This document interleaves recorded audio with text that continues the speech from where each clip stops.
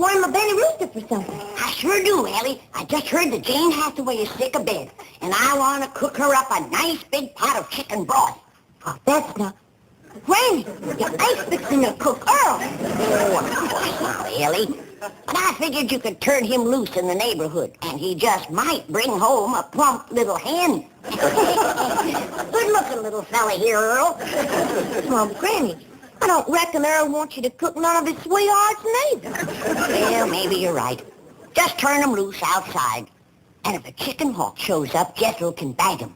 They make awful good broth if you simmer them long enough. Jethro tells me Miss Jane is ill and you're fixing the doctor for her. That's right, Jed. Trouble is, I don't know for sure just what she's got. What she told you, Jethro? She's got something called sick benefits. Yes, sir. Well, I called her apartment this morning to find out could she come to supper tonight. And she says, I'm sick in bed, Jethro. And I says, well, Granny will come on over and doctor you. And she says, well, you tell Granny there's already a doctor on the way because I got sick benefits. It's something like a sick headache or maybe a sick stomach. I reckon it's worse than that, Elly, because this is catching. Is that fact? Yes, sir. Miss Jane says pretty near everybody that works down at the bank has got sick benefits. Because they don't wear ass-affinity bags. He, like Mr. Drysdale, got himself a heap of trouble down to the bank. Is Mr. Drysdale sick too, Jethro? No, I asked Miss Jane that. And she says the executives, that's the higher-ups, like the vice presidents, they don't have sick benefits. Probably because they eat better and they get more rest.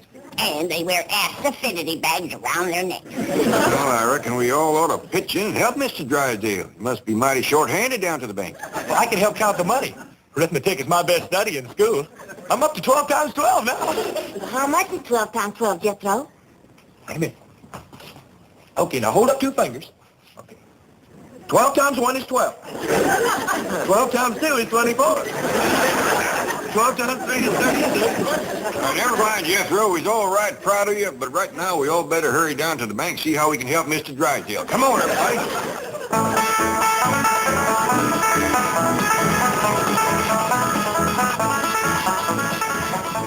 I'll go in first, the rest of you wait here. How come? We don't know how catching that sickness is. Miss Hathaway, how can you do this to me? Now, you know the bankers' convention is in town, and I'm making the keynote speech.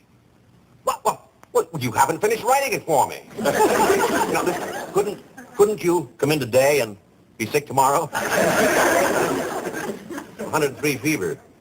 Well, I'll turn on the air conditioning. Don't pay any attention to Dr. Murphy. I know him. He's trying to make a big thing out of this so he can collect a big fee. Oh, fine, Doctor. I knew you were there. That's why I made a joke about it. Oh, of course. Certainly. Yes. Keep her in bed. Bye, Doctor. Come in. Hi there, Mr. Drysdale.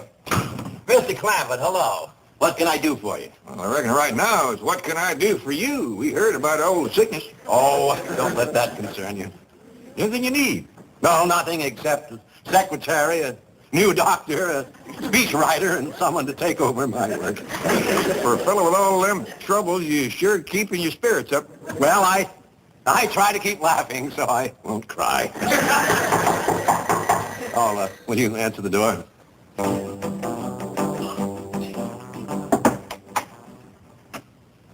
Oh, howdy, young feller. You want to see Mr. Drysdale? Yeah. Come in, come in. No, not today. Now leave me alone. See you later, Mr. Drysdale. Yes, and thank you so much. Just being neighborly. Who was that? Never mind him. Who are you? Oh, we met the other day when I started to work here, Mr. Drysdale. I'm the new teller trainee. My name is... What do you want? Well, I noticed that you were without a secretary, and I thought I might be able to help. You take shorthand? Oh, I don't mean me, sir. However, there is someone from the secretarial pool that I'd like to recommend. Oh? Who? Well, the chick, the lady at the first desk, I believe her name is Kitty Northcross. The one that wears the tight sweaters? Yeah. Does she? Oh, I only observed her efficiency. Yeah. Forget it. Yes, sir. Thank you, Skipper. Who?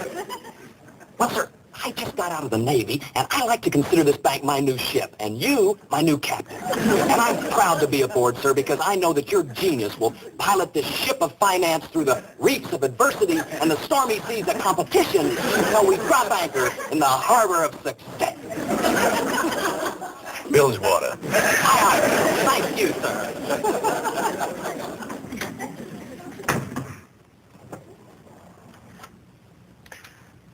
And now to continue my speech. Gentlemen, it is my observation that a bank is like a ship. The president, the captain. It is his responsibility to pilot that ship through the reefs of adversity and the stormy seas of competition until he drops anchor in the harbor of success. At this point, take a sip of water and wait for applause.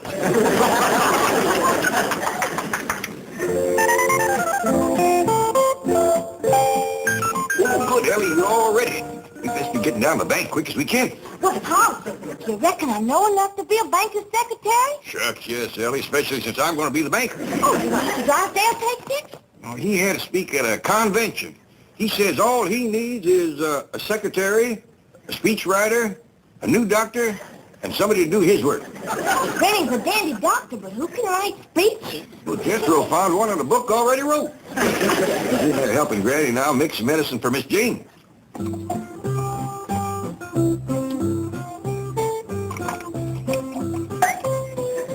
Now my secret yarb.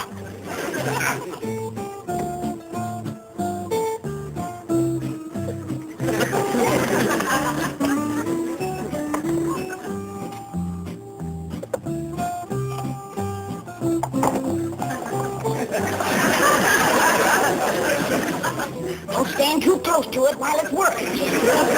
That'll cure Miss Jane, huh, Granny? It'll cure anything. I gave it to a sick horse one morning. That afternoon he won a race. You doctored a racehorse? No plow horse. He never raced before. Jethro? Paul says let's get a go. Come on, Elly.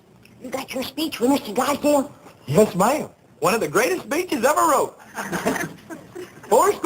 7 years ago, brought forth to this continent and 2 nations, conceived in liberty and dedicated to the proposition that all men are created equal. My dingy, that's a dandy speech. I'm proud of you. I didn't write it. That was written by Abraham Lincoln, the president that whooped the South. South was not whooped. Granny, General Lee surrendered to General Grant. He did not.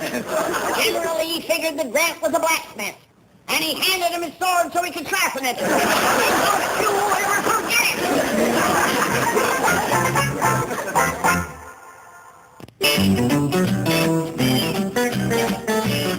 And so, gentlemen, in conclusion, let us think of our banks as a great fleet of ships rescuing the army of American citizens from the Dunkirk of financial difficulty. Let us take them aboard and safely sail them back to the shores of prosperity. Gentlemen, bon voyage. Beautiful, Skipper. Just beautiful. Listen, the door was open and your voice drew me in here like a magnet. Could I go to the convention with you and hear the entire speech? No, you cannot. But, sir, you're my idol. But you're pretty idle yourself. Now get back to your cage and do some work. What a voice. Sir, you were born to command. In the Navy, you'd have been an admiral. Well, I was in the Army. Corporal in the Quartermaster Corps. Great outfit, sir. Backbone of the armed forces. Get back to work. That voice. You and General MacArthur. Legends in your own time. Out. Pleasure, sir. Where did personnel dig up that nut?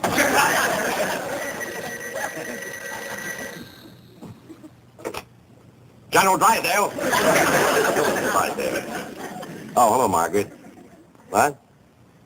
You want me to pick you up at the beauty shop when? But, dear, you know I'm making a keynote address at the bankers' convention. All right, darling, I'll cut it short.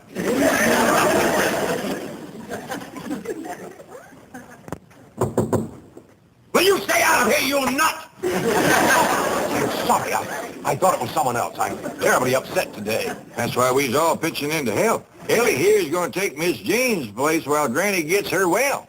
No, you don't have to do that. With no more than any neighbor do. Well, I do appreciate your kindness. I'm running late, so please make yourself comfortable. See you later. Oh, Mr. Drysdale, here's your speech. Oh, I did forget it, didn't I? Thank you, Jethro. You're welcome. Well, goodbye, all, and thanks again. Bye. Bye. He's gone, Paul. Reckon you're in charge now. Are you going to take his place, Uncle Jed? Sure gonna try. Just sit down to your desk and go to banking. I want to see how you do it. Me too.